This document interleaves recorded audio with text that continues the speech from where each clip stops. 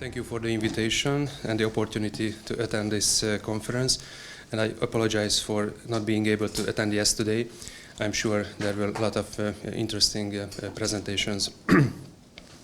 In my presentation, I would like to show the demographic situation in Europe and worldwide and give a specific example, namely Hungary, of how demographic results can be achieved by targeting demographic trends with family policies.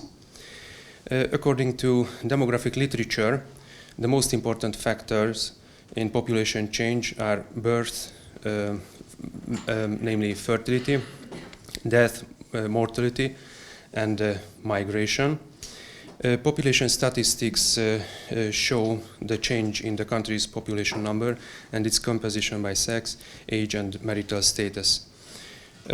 What is population increase? Population natural increase or natural change is the difference between the number of births and the number of deaths over a period of time. If there are more births than deaths over a period, natural increase will have a positive contribution to population growth. Actual increase is the sum of natural increase and the internal and international migration difference, which could be positive or negative. Population trends are refined by population movements. In addition to the three main demographic factors, supplemented marriages, divorces, aging, and mothers' age of childbearing, these are very important demographic issues. Europe's, and here in this slide we can see the 5 stages of demographic transitions. Demographers love this transition model, and that's the second demographic transition model. Europe's demographic situation in the recent years has been described briefly as a demographic winter. Gerard François Dumont said this sentence, or this proverb. The European continent's population in 2022, it was 7,045,000,000, representing 10% of the population, the world's population. In 1950, the population was 550 million. So today the increase is only 35%. This is the smallest increase among all the continents. While Europe's fertility rate fell from 2.77 in 1950 to 1.53 in 2021. None of the EU member states currently reaches the 2.1 level, which is needed for population reproduction, the replacement level. Therefore, population projections indicate that population trends will show a long-term continued downward trajectory. The world population reached 1 billion in the 19th century, almost 200 years ago, rising to 8 billion today. On the basis of projections, based on different scenarios, the United Nations estimates 95% probability that the world's population will rise to between 9 and 12 billion in the next century. But the low fertility variant, as we can see in the slide, estimates 7 billion, and high fertility and almost 15 billion. There is even greater variations by continents. Only Africa shows a significant population increase in the next century. Fertility rates are expected to fall below 2.1, despite the fact that for a long time the fertility trend in the developing world has not followed the global pattern. The core area of population growth in the 21st century is Africa, specifically the sub-Saharan region within the continent, starting from the border strip formed by Senegal, Nigeria, and Ethiopia. This is because African countries are still at an early stage of demographic transition, but have made significant improvements in mortality, that is to say increase in life expectancy over the past decades.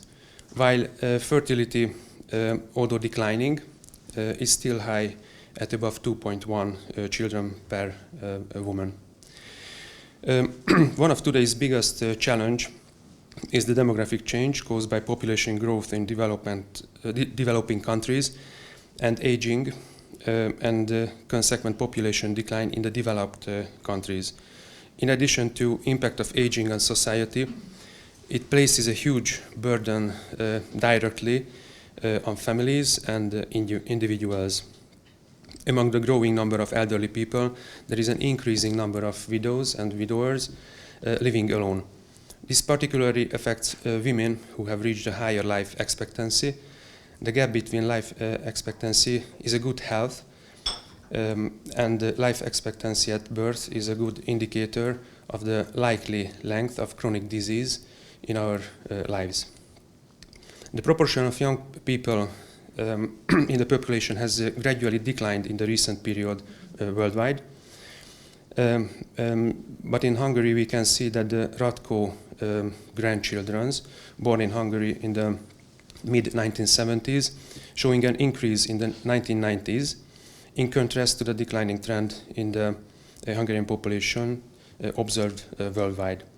Unfortunately, the childbearing intentions of the cohort changed completely in the mid-1990s as a result of constricting social and family policy measures. We can see that the migration trends are also important for demographic issues. Africa, Asia, and South America are emitting countries, and as we can see, Europe, North America, and Australia are receiving these migrating population. A snapshot of Europe's population. Some month ago, Eurostat publicated that the EU's population is projected to peak at 453 million in 2026, before decreasing to a projected level of 420 million in 2100. Currently, only 10% of the world population lives in Europe, and at the age of the century, it is expected to be almost less than 6%. While in the 1950, 8 of the world's 25 most populous countries were European, but this year and in the last year, only 5 are European. If we look at one country in each of the 4 regions of Europe, we can see, for example, a Nordic country, Sweden, population will increase in the next decades.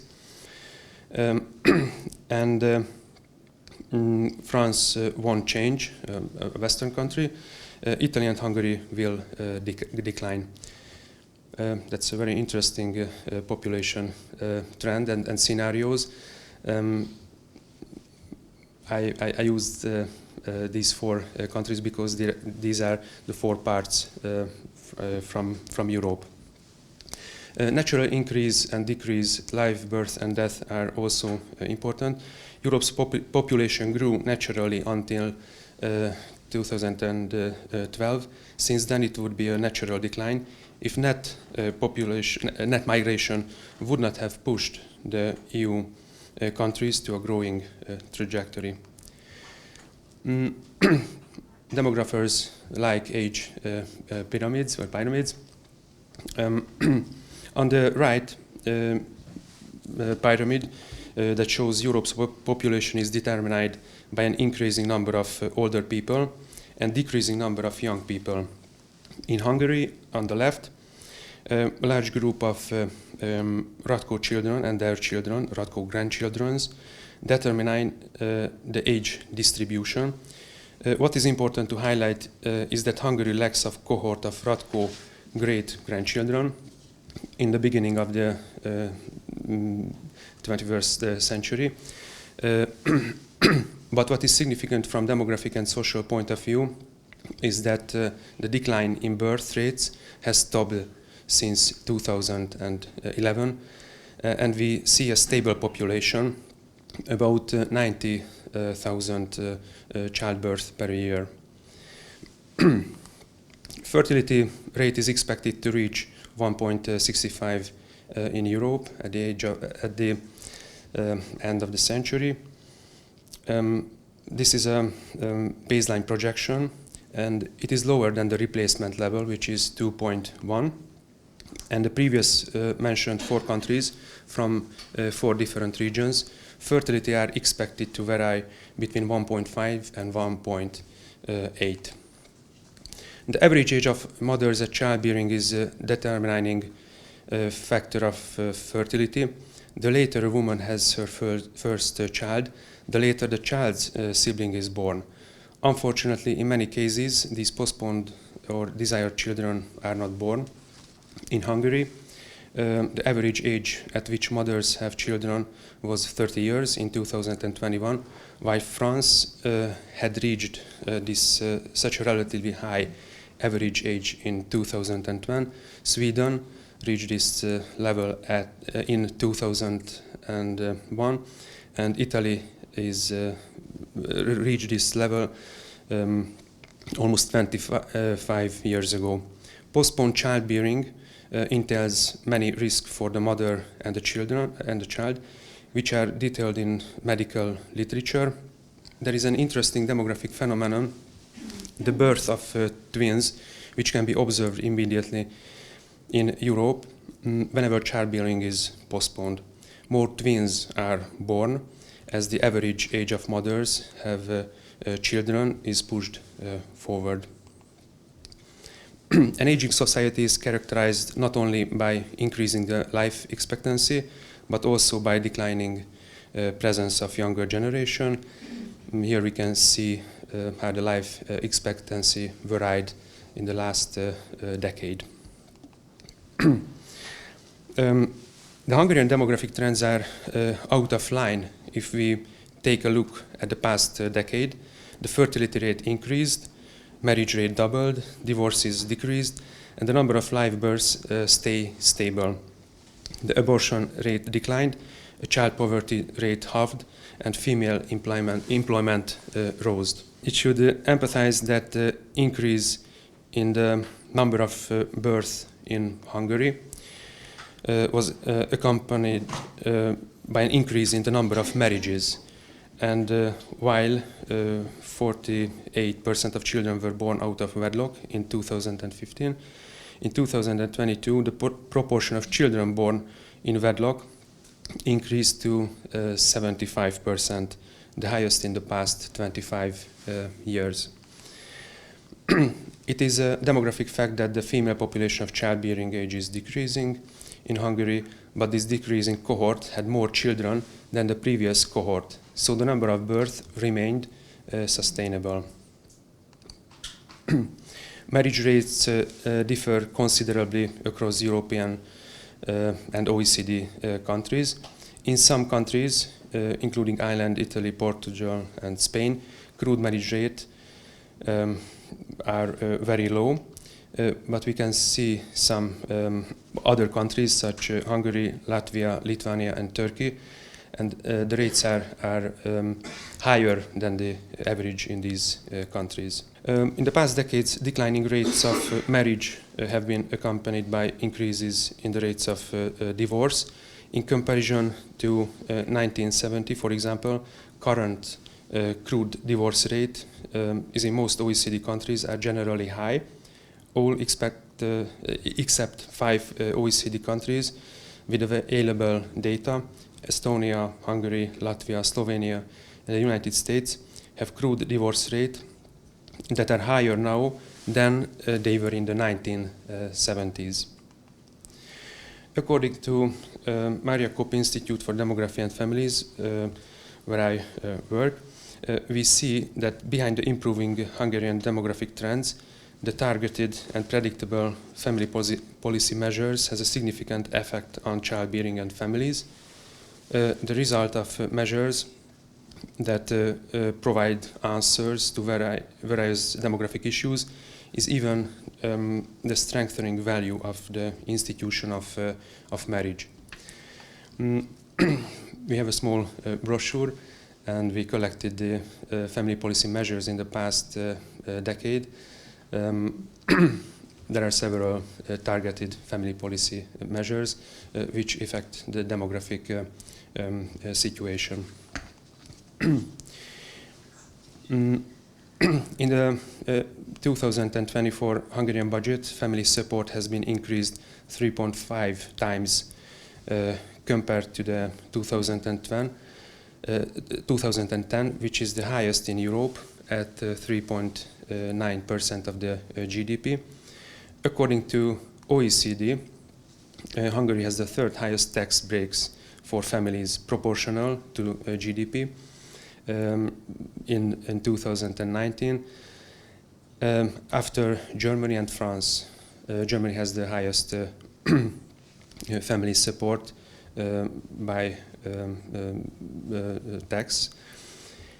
And the link between fertility and marriage shows a high correlation in stable partnership, especially marriages. The desired children are born here, and we can see a very significant increase among European countries.